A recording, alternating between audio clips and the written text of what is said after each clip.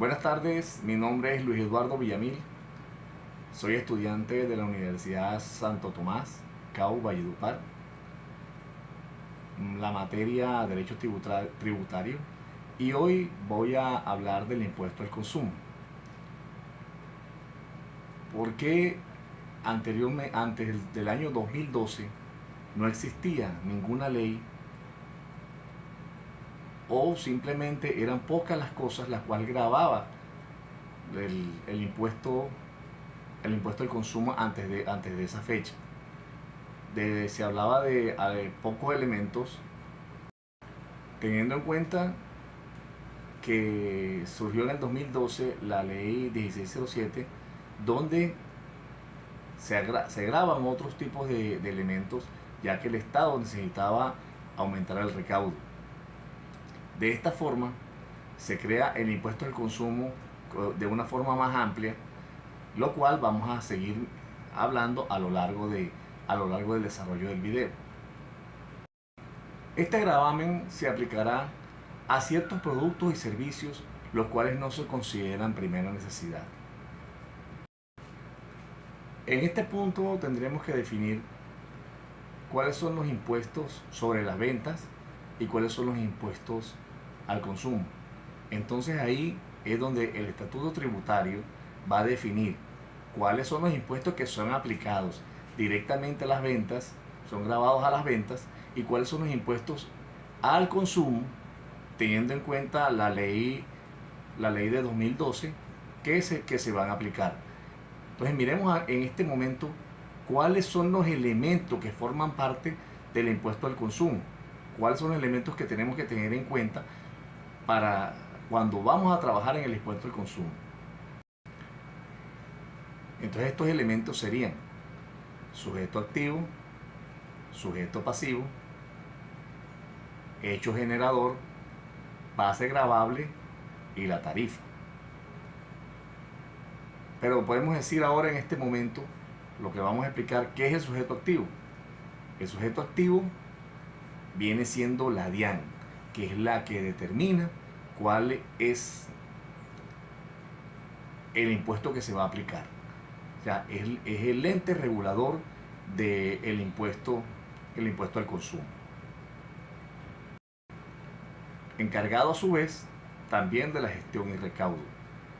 Solamente es la DIAN quien puede cumplir con esta función. El sujeto pasivo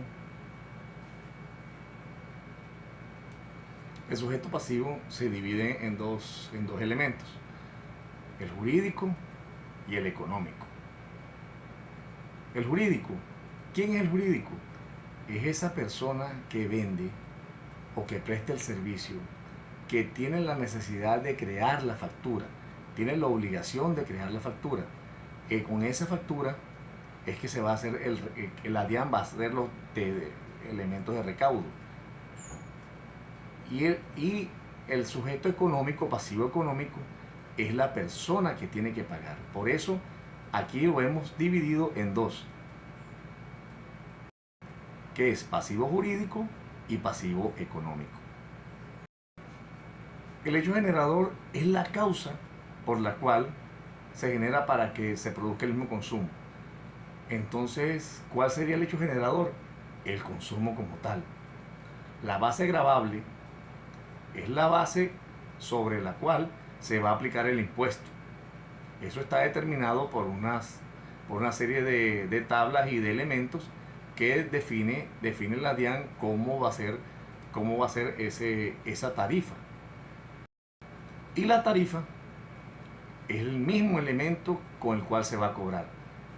Es el porcentaje el cual se le va a aplicar a la base para poder realizar de esta forma los cobros en cuanto a los impuestos. Aquí miremos entonces sobre qué se genera este impuesto. Teniendo en cuenta el artículo 512, existen unos elementos a los cuales se le genera este impuesto. Podremos empezar. Prestación de servicios de internet y telefonía móvil. Aquí encontraremos nuestro primer elemento al cual se le va a generar el impuesto. Segundo, también se genera este impuesto a la venta de vehículos familiares, a motocicletas con cilindraje mayor a 200 centímetros cúbicos, a embarcaciones como yates, elementos como dirigibles, ¿sí?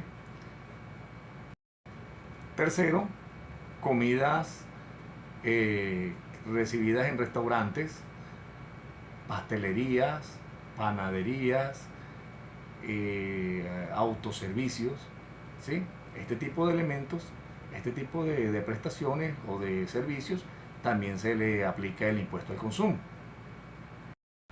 También hay que tener en cuenta que este impuesto al consumo se muestra como deducibles al momento de la declaración de renta.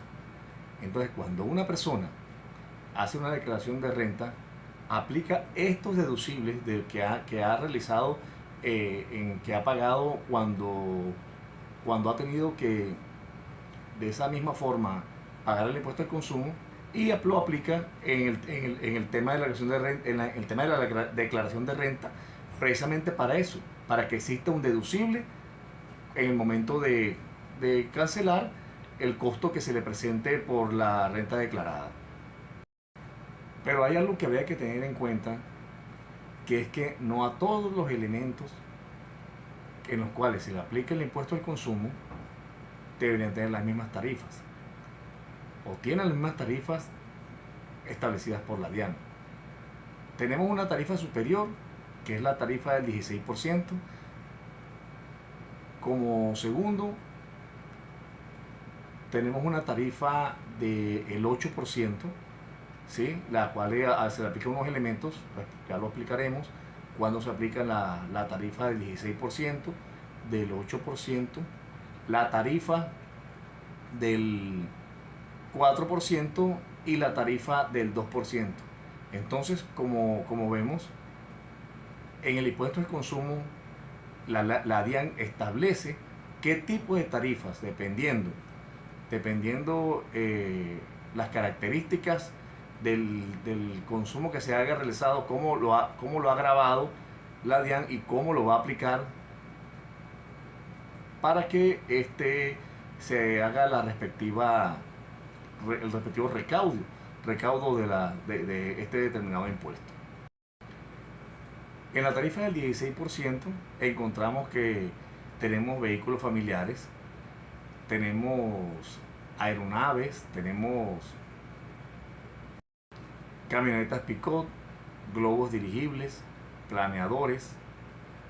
También tenemos otras aeronaves como helicópteros, aviones, vehículos espaciales,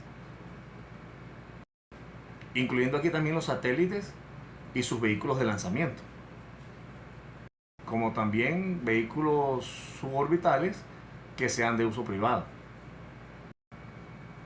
Habría que aclarar que los vehículos familiares deben ser igual, su precio igual o mayor a 30.000 dólares. En la tarifa del 8%, anteriormente hablamos de lo que dije ahora, igual o superior a 30.000 dólares, pero en la tarifa del 8% se va a aplicar a vehículos familiares o a pick-up que sean menores, su precio menor a 30.000 dólares. Aquí también encontramos los botes y elementos que sean utilizados como de recreo. Ahí se aplicaría la tarifa del 8%, como lo encuentra establecido la DIAN para grabando este tipo de elementos. Y hablando de la tarifa del 4%, estaremos hablando de los servicios de telefonía celular, los cuales se le aplica esta tarifa del 4%. Asimismo, sería el servicio de navegación y sistema móvil,